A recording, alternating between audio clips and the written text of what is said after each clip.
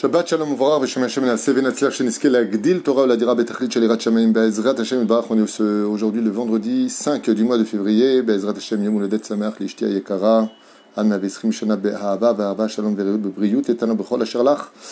Le 23 du mois de Shvat. On rappellera aussi l'Askara aujourd'hui de Yaakov Kiki Ben Eliyahu Shmichid, si je l'ai bien prononcé.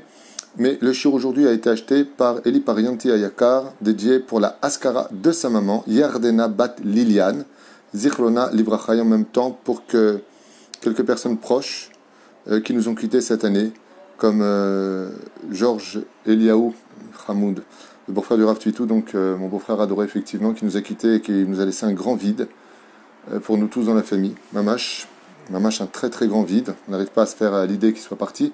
Georges Eliaou Ben Simcha, Alice Mishpachat Ammar, Mesaouda Bat Eugénie, Moshe Ben Esther, Leisha Ben Miriam, Rachel Bat Mesaouda, Chaim, Sner, Zelman Yehuda Ben Aaron Laib, Zichlonam Livracha, Roi Hashem Tenachena Megan Eden Elion, et bien entendu la Refoua Shlema pour tous les malades d'Israël, sans exception, Bezrat Hashem, sans oublier Bezrat Hashem.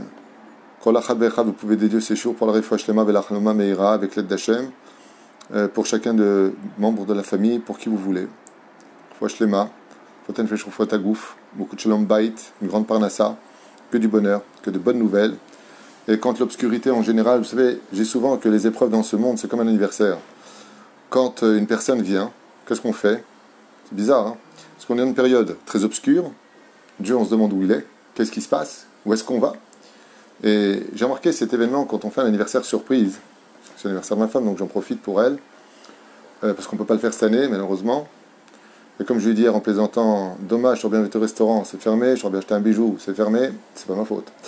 Aval, ça ouvrira plus tard et on fera ce qu'il faut. Quoi qu'il advienne, quand on fait un anniversaire, pour faire une belle surprise, qu'est-ce qu'on fait? On éteint les lumières avant que la personne n'arrive. Et vous avez remarqué qu'on fait quoi? Il arrive. Eh bien, c'est que quand on annonce la venue de la Géoula, on éteint toutes les lumières et il y a un silence de mort. Et quand la personne rentre, elle ouvre la porte. Et toutes les lumières s'allument et tout le monde crie Mazel Tov. Voilà exactement ce qu'on est en train de vivre aujourd'hui. Une grande obscurité, un grand silence dans l'atmosphère, avec bientôt Mazel Tov pour chaque juif et toute l'humanité. Mishirye, Ir'e. Comme on dit, Mishema'amin lo mefached. On est avec le Ben Ishraï. Morenu, Ateret Roshenu Vitif Artenu, Rabbi Yosef Chaim. Il enseigne comme ça, donc on est dans le Mishkan Shiloh, pour la référence, et il dit comme ça, Vaishma Yitro Choem Midian, Choten Moshe et Kol Asher Asa, Elokim le Moshe ou Israël. Yitro a entendu ce que Akadosh Baruch Hu avait fait à Moshe, à tout Israël.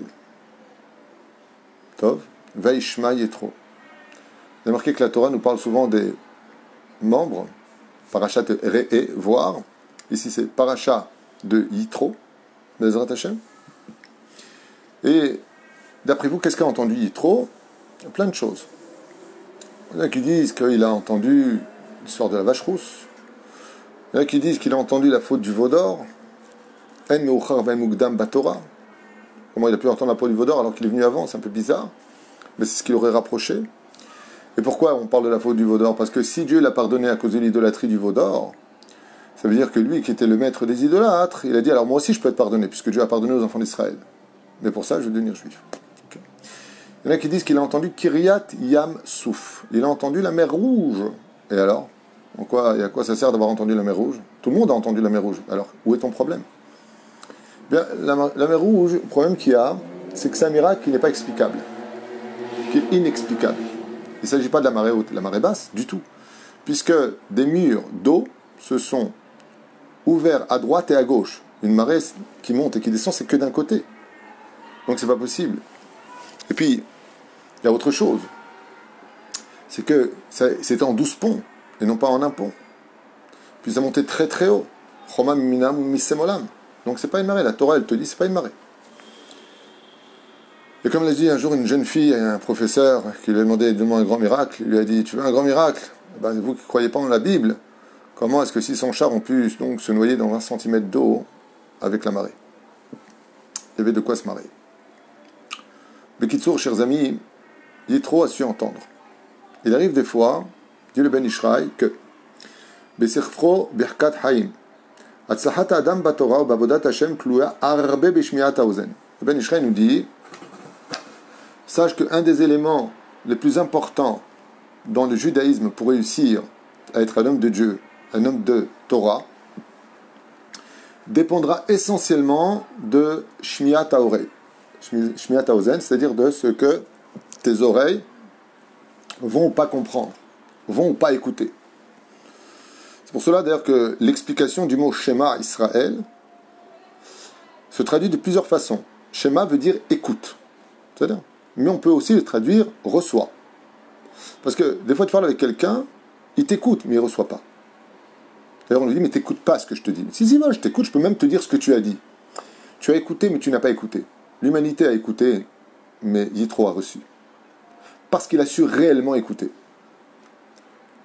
Un des points qui a surpris Yitro au plus haut degré, c'est que la mer Rouge ne s'est pas faite avec le bâton comme certaines plaies.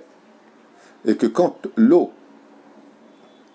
s'est ouverte, Yitro a compris que ce n'est même pas Moshe qui a ouvert la mer, mais que la Shekhinah est descendue par le mérite de Moshe, du peuple et du Aaron de Yosef. Et pourquoi? Parce que Yitro s'était dit, peut-être que le bâton de Moshe, il a des noms secrets de certains dieux qu'on ne connaît pas dans le ciel. Mais quand il a vu que le bâton n'est même pas intervenu, la tête Yadecha, mets ta main, pas le bâton. Il a dit donc, Moshe n'a pas utilisé le bâton, ça veut dire qu'il y a quelque chose de réellement sincère dans l'existence de Dieu, et non pas une philosophie de la vie. Et il a entendu, ça veut dire qu'il a reçu. Il y en a qui disent que ce qui a le plus surpris Yitro, c'est que les plaies ont été capables de s'abattre sur terre en laissant encore de quoi faire pour la plaie qui allait arriver. Comme ça dit Sefer Merechen. C'est-à-dire que son huie n'est pas une huie simplement qui écoute, mais qui analyse. Et Yitro a fait Teshuvah. ולכן היצר הרע משקיע הרבה מלחמה כנגד שמיעת האדם שלא ישמעו דברים שיכולים לחזק אותנו בעבודת קונו. Et là, le Ben Ishraï nous dit quelque chose d'important à retenir pour nous tous. La Gemara dans Masechet Avodah Zara explique que le membre le plus important que l'on se doit de garder et de préserver au-delà de tout, ce sont nos yeux. Toujours faire attention, je le dis pour vous et je le dis pour moi. Je le dis pour nous tous. Le membre le plus important, c'est les yeux, l'ama, parce que les yeux sont la fenêtre de l'âme. Mais il y a un autre membre qui équilibre tous les autres membres. C'est l'oreille. Comme j'avais fait un jour un chiour, le seul membre qui ressemble à un embryon dans le ventre de la maman, c'est l'oreille. C'est pour ça que quand on a un problème à l'oreille, on perd l'équilibre. Des fois, tu as des gens qui marchent comme des crabes. C'est pas qu'ils ont un problème aux jambes, ils ont un problème à l'oreille. Et il dit le Ben Ishraï, le Yetzer Hara, il fera tout pour que tes oreilles n'entendent jamais ce qu'il faut que tu entendes. C'est pour ça qu'un des plus grands problèmes qu'on ait, c'est que l'oreille, quand elle entend, elle mène à l'analyse des choses et ensuite au sentiment des choses. Quand on mange pas kasher, même si on entend la vérité, on ne la reçoit pas. On peut l'écouter, mais on ne la reçoit pas. Chez Nehemar, metamtem, altikra metame. La nourriture impure, la nourriture non cachère, c'est pas simplement qu'elle rend impur le cœur de l'homme, elle le rend metumtam, elle le rend débile. Moi je connais des gens qui mangent pas cachère, ils ont rien de débile. Alors pourquoi tu dis que ça les rend débiles? Pérouche Adavar, quand nous sommes en train d'écouter la vérité ou la Torah, là nos oreilles n'arrivent pas à transmettre la vérité à notre cœur. Car le cœur devient metumtam, metamtem, pop, pop, pop, pop, pop. Il s'emballe, si vous préférez. Ou l'homme est kabel. Ce qui fait qu'on peut entendre, par exemple, un super cours de Torah, très convaincant. Preuve scientifique à l'appui. Tout ce que tu veux. La personne écoute. Comme une fois, une femme m'a raconté que pendant l'accouchement de sa fille, elle est pseudo, on va dire, mort clinique comme ça. Elle est sortie de son corps. Elle raconte qu'elle est sortie complètement de son corps. Et que là-bas, elle a vu des choses. et que ce qu'elle a vu l'a surpris parce qu'elle ne comprenait pas pourquoi son corps était sur la table d'opération alors qu'elle, elle allait très bien et qu'ils essaient de la ramener à la vie. Et elle est partie tellement loin dans ce qu'elle voyait, alors qu'elle flottait juste à 3 mètres au-dessus de son corps, que cette personne a raconté qu'elle était capable de voir les pensées des médecins. Donc elle a quand même vécu quelque chose d'exceptionnel. Et pourtant, elle n'a pas fait de chouva. Alors, je me suis renseigné sur cette personne. Est-ce qu'elle a mangé cachère? Et non. Des fruits de mer et des choses. Je ne juge pas, j'explique. Même si on te montre le Hémet, et que tu le vois toi-même, c'est-à-dire c'est toi qui viens raconter ce que tu as vu, pourquoi tu n'es pas Shomer Shabbat? Pourquoi tu fais attention? Tu vois la vérité. C'est toi qui vas en parler de ce que tu as vu. Donc toi-même, tu dois te changer. Si après ça, tu continues à manger ta ref, tu as vu, tu as entendu, mais tu ne vivras pas. C'est ce qu'explique le Ben Ishraï. Quand l'oreille n'est pas, c'est pour ça que c'est très grave d'écouter du Lachon Hara, des insultes, ça bouche. Ce qui fait que tu vas entendre, oui, tu vas entendre l'autre, mais tu ne vas pas le recevoir. Et sur cela, le Ben Ishraï nous met en garde. Fais très attention, fais plus attention à ce que nos yeux regardent, c'est bien, mais fais encore plus attention à ce que tes oreilles entendent. Comme il dit, la guerre du Yetzer Hara est placée aussi sur un des membres principaux de l'homme, l'oreille, l'équilibre du monde. Et une guerre a été déclarée par le Yetzer Hara sur ce que l'homme ou la femme vont entendre. Car si on entendait la vérité, bien sûr qu'on ferait tchouva. Alors pourquoi on entend la vérité, on ne fait pas tchouva? Pourquoi on sait que le Shabbat c'est Emet? Pourquoi on sait que la Torah elle dit des vérités? Une fois, comme je vous l'ai dit la dernière fois, j'avais raconté ça brièvement, il y a un homme qui a voulu se marier avec une non-juive. Il est parti voir le Rav Yosef Sitruk. Le Rav Yosef Haïm Sitruk, Zecher Tzadik Kadosh Bracha. Et il lui a dit, voilà, je veux me marier à la mairie, puisqu'on ne peut pas se marier avec donc je me marie avec elle. Le Rav Yosef Haïm Sitruk, il lui aurait dit, c'est ce qu'on m'a raconté, viens avec moi, il lui a amené devant un Sefer Torah, il lui a dit, prends ce Sefer Torah et jette-le par terre. Il lui a dit, Chaz v'Shalom, vous me demandez de prendre le Sefer Torah, de le jeter par terre. Il lui a dit, aucune différence entre prendre le Sefer Torah, le jeter par terre et se marier avec un non-juif. Il n'y a aucune différence. C'est ce que tu vas faire de ton âme. La personne a fait tchouva. Quelque chose qui a été cassé. L'oreille, elle a reçu un choc. Il y a des gens, ils vont te dire, tu crois en la Torah? La Torah, elle est vraie. Alors pourquoi tu ne la pratiques pas? Débile. Une fois, je me rappelle, j'ai dit à une personne, tu crois au Gan Eden? Oui. Tu crois au Gehinnom? Certainement. La Torah, elle est vraie? Je dis, pourquoi tu n'es pas religieux? Pourquoi tu ne pratiques pas? Je ne comprends pas. Si tu dis que tu crois au Gan Eden, tu crois au Gehinnom, tu crois que la Torah, elle est vraie, pourquoi tu ne pratiques pas? Cet homme-là, je ne juge pas, je vous explique. C'est exactement ce qu'il dit Ben Ishraï. Ou Shomea, avalokolet. Ça ne rentre pas. Il a entendu, mais ça bloque. Ça n'arrive pas au raisonnement du cœur qui dit, waouh, j'arrête mes bêtises, maintenant je fais tchouva. C'est ce qu'il veut dire ici. Et ça, c'est la guerre du Yetzer Hara. Ve'izbir zot, alpi maaseh beish nochal ve'ramai. Et le Ben Ishraï, il rapporte ici une histoire d'un homme mécréant, arnaqueur, menteur, et ainsi de suite.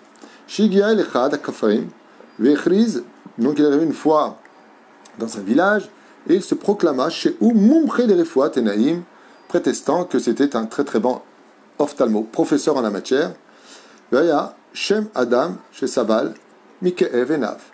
Et là-bas se trouvait justement une personne qui souffrait de ses yeux.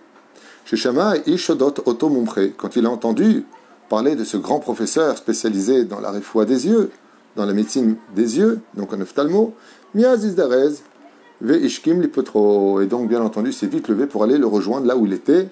Teftef, Anochal, Kama Tipot Be'elenav. Et cet arnaqueur, ce usurpateur d'identité, eh bien, a fait semblant de lui mettre comme ça quelques gouttes dans les yeux. Donc il dit comme ça,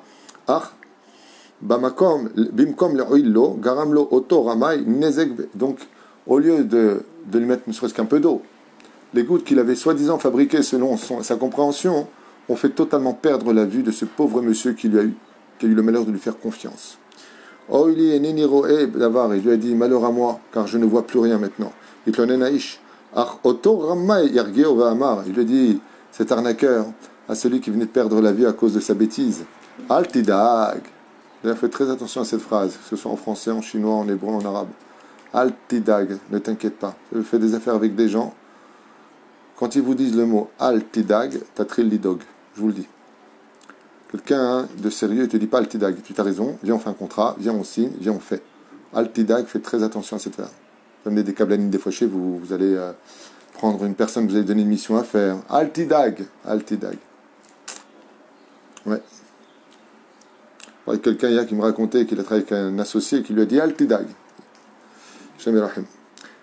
Je lui ai dit t'inquiéter depuis le début. Car où ta'ali haripouille. Qu'est-ce qu'il lui a dit l'arnaqueur? Il lui a dit à celui qui venait de perdre la vue à cause de sa bêtise. Il lui a dit ne t'inquiète pas, ça fait partie du processus de la guérison que tu ne vois plus. Car au début tu verras rien. Et avec le temps tu vas retrouver la vue, mais là tu verras 6 sur 6. Oulam oto ramai. Pahad shekrove aish, oto aish, yavinu et atarmit, vegilu et ozno.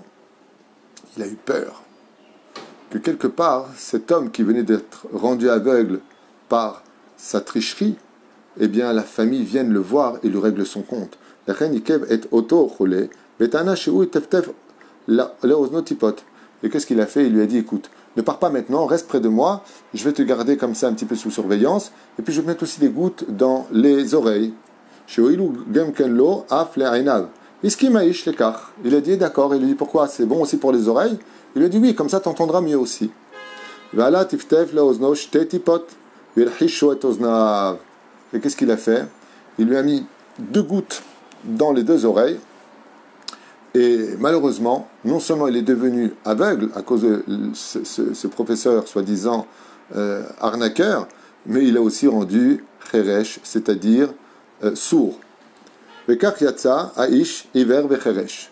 après un certain temps, il lui dit maintenant tu peux rentrer chez toi, il n'y a pas de problème, puisqu'il était devenu aveugle et sourd. Kamad varim amorim, ubame varim amorim, et qu'est-ce que cela vient nous enseigner? Il dit qui est ce professeur qui se fait passer pour un ophtalmo? C'est l'Yetzerara lui-même qui nous rend aveugles de la vérité, et après il s'attaque à nos oreilles. Donc vous voyez ce que j'avais dit, les yeux, je n'avais pas lu l'histoire avant.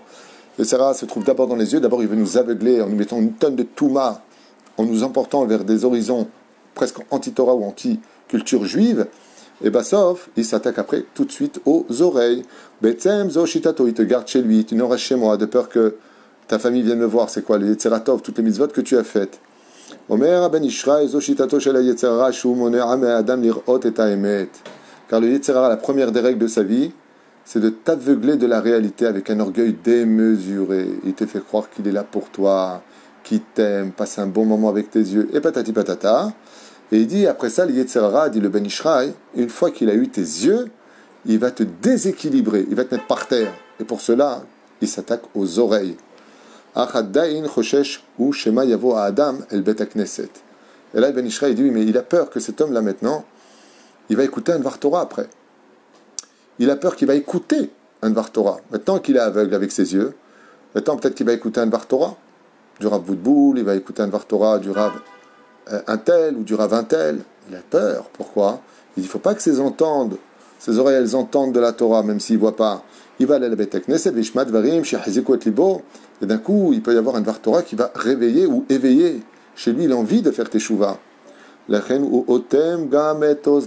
c'est pour cela que le Yetzerara, il va coincer les 2 membres réceptifs du Hémet, les yeux et les oreilles. La reine Yétro est venu voir Moshe. Une fois qu'il a entendu, il est venu voir avec ses yeux. Et on voit ici que Yétro a fait Teshuvah. Sur ses oreilles, Ishma Yétro, et il est venu voir Moshe Rabbeinu. Donc il a soigné les 2 membres qu'il avait tellement aveuglés de la réalité spirituelle qui l'entourait, du Hémet absolu, de la véracité de la Torah. Et le